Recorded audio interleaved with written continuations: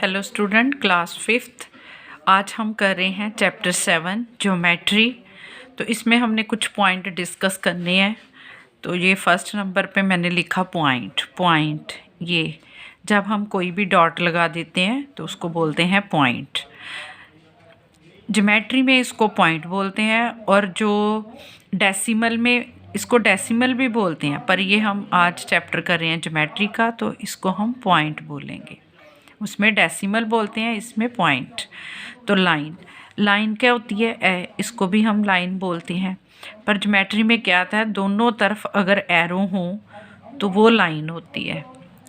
Line segment, ये दोनों तरफ एरो हो और बीच में ये पॉइंट हो, तो ये हो गई हमारी लाइन सेगमेंट। रे में क्या होता है, एक फिक्स्ड पॉइंट होता है और एक तरफ क्या होता है, एरो। इस तरफ से हम लाइन को नहीं बढ़ा सकते, इस तरफ से हम जितनी मर्जी लाइन ले जा सकते हैं, इसको बोलते हैं रे। उसके बाद है टाइप्स ऑफ एंगल।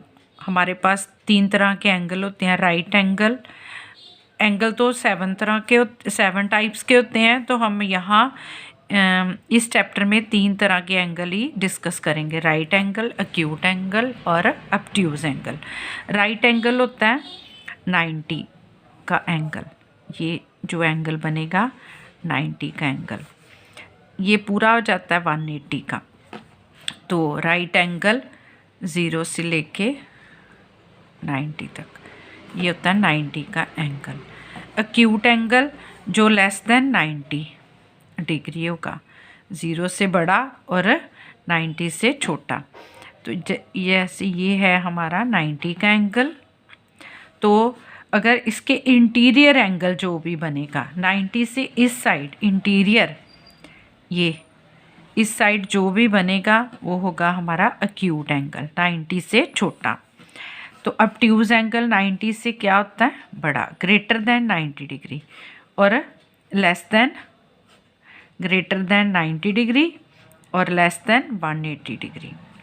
तो ये जो 90 का एंगल है, इसके जो इस साइड बनेगा एंगल, ये हो गया हमारा 90 का। अगर बाहर की तरफ एंगल बने, एक्सटीरियर, 90 के एक्सटीरियर जो भी एंगल बनेगा यहाँ से, वो क्या होगा, ऑब्ट्यूज एंगल, ये वाला।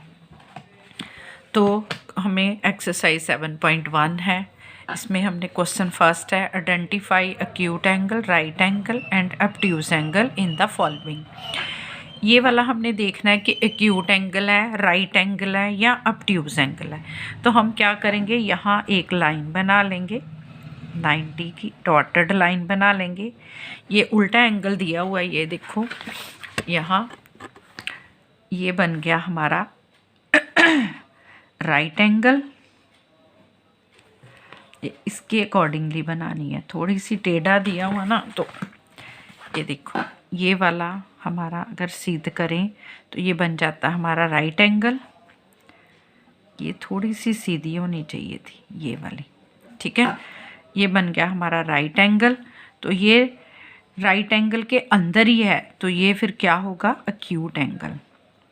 अगर राइट एंगल के बाहर की तरफ जे जाती लाइन तो ये होना था ऑब्ट्यूज एंगल। अब राइट एंगल के अंदर ही ये लाइन आ रही है, तो ये बन जाएगा हमारा एक्यूट एंगल। अब देखो सेकंड क्वेश्चन। अब राइट 90 का एंगल बनाते हैं हम। ये देखो लाइन सीधा एंगल 90 का होना है ये। अब ये जो एंगल है ये हो गया 90 का, तो ये बाहर की तरफ जा रहा है, 90 के लेफ्ट साइड जा रहा है, तो ये क्या होगा फिर, ऑब्ट्यूज एंगल।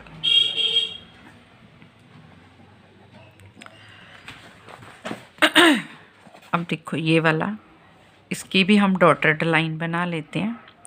ये बन गया हमारा 90 का, तो ये 90 के अंदर ही एंगल आ रहा है, तो ये कौन सा होगा, एक्यूट। ये देखो, ये दोनों सीधी लाइन है, ये भी सीधी लाइन, ये भी सीधी लाइन, ये कौन सा एंगल बनेगा, राइट एंगल। अब फिर हम ये एंगल बताना है कि कौन सा है, तो यहाँ हम सीधी लाइन खींच लेते हैं। ये देखो, ये बन गया हमारा राइट एंगल, और ये राइट एंगल के बाहर की तरफ जा रहा है, 90 की लाइन के बाहर जा रहा है एंगल, तो ये कौन सा होगा? Obtuse angle. जो ऑब्ट्यूज एंगल होता है वो 90 से बड़ा होता है। अब फिर देखो ये वाला, अब हम सीधी लाइन खींचते हैं, डॉटेड लाइन, तो ये बन गया 90 का एंगल, तो ये फिर अंदर आ रहा है 90 के, तो ये कौन सा होगा? Acute angle. Okay student.